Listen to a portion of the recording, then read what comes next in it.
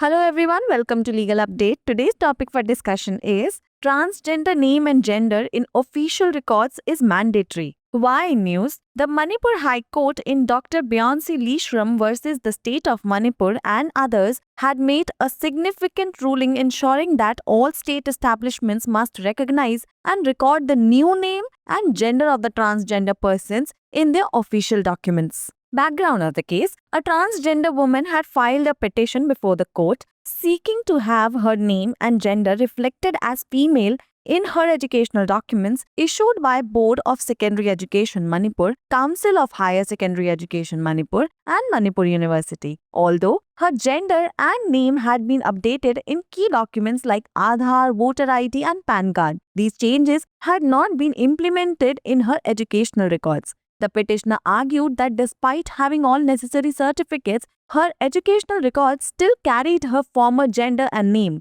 causing discrepancies in official documents and creating barriers in her daily life and career. What were the court observations? Justice A. Guneshwar Sharma, who presided over the case, underscored the importance of recognizing a transgender person's right to self-perceived gender identity. The judge highlighted that the Transgender Act 2019 clearly grants the right for transgender persons to have their new gender reflected in all their official documents, especially after undergoing gender reassignment surgery. The court invoked Section 6 and 7 of the Act, which empower transgender persons to apply for a certificate of identity that reflects their new gender and name. Once a transgender person undergoes surgery to change their gender, the law mandates that their new gender must be recorded in all official certificates and documents, including education-related documents. What were the provisions involved? Section 5 of the Transgender Act 2019, which allows transgender persons to apply to all district magistrate to get their identity recognized, including their gender. Section 6 of the Act empowers the district magistrate to issue a certificate of identity that includes the updated gender. Section 7 of the Transgender Act 2019, which states that after surgery, the transgender person can receive a revised certificate with their new gender and name. Section 20 of the Transgender Act 2019 stipulates that the provision of the Act apply alongside existing laws, ensuring that no previous legislation contradicts the rights granted under the Transgender Act. It's the time for practice question. Which of the following provisions of the Transgender Act 2019 gives transgender persons the right to change their gender in official documents? Option A, Section 5, Option B, Section 6, Option C, Section 7, and Option D, all of the above. Pin down your answers in the comment section below.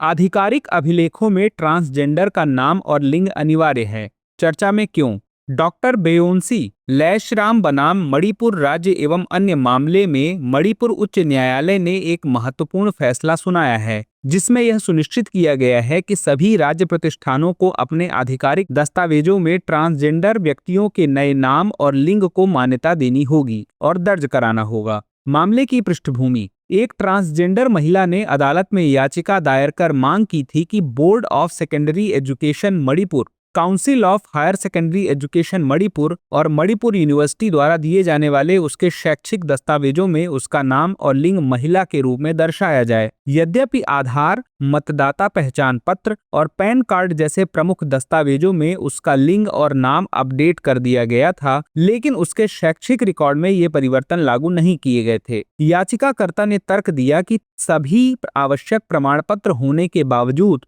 उसके शैक्षिक अभिलेखों में अभी भी उसका पूर्व लिंग और नाम अंकित है, जिससे आधिकारिक दस्तावेजों में विसंगतियां उत्पन्न हो रही हैं। उसके दैनिक जीवन और करियर में बाधाएं उत्पन्न हो रही हैं। न्यायालय की टिप्पणियां: मामले की अध्यक्षता कर रहे न्यायमूर्ति ए गुणेश्वर शर्मा ने ट्रांसजेंडर व्यक्ति की स्वनिर्धारित लिंग पहचान के अधिकार को मान्यता देने के महत्व पर बल दिया। न्यायाधीश ने इस बात पर प्रकाश डाला कि ट्रांसजेंडर अधिनियम 2019 स्पष्ट रूप से ट्रांसजेंडर व्यक्तियों को उनके सभी आधिकारिक दस्तावेजों में उनके नए लिंग को दर्शाने का अधिकार देता है, विशेष रूप से लिंग परिवर्तन सर्जरी के बाद। अदालत ने अधिनियम की धारा 6 और 7 का हवाला दिया, जो ट्रांसजेंडर व्यक्तियों को उनके नए लिंग और नाम को दर्शाने वाले पहचान प्रमाण पत्र के लिए आवेदन करने का अधिकार देती है। जब कोई ट्रांसजेंडर व्यक्ति अपना लिंग परिवर्तन कराने के लिए सर्जरी करवाता है तो कानून के अनुसार उसके नए लिंग को सभी आधिकारिक प्रमाण पत्रों और दस्तावेजों, जिनमें शिक्षा संबंधी दस्तावेज भी शामिल हैं,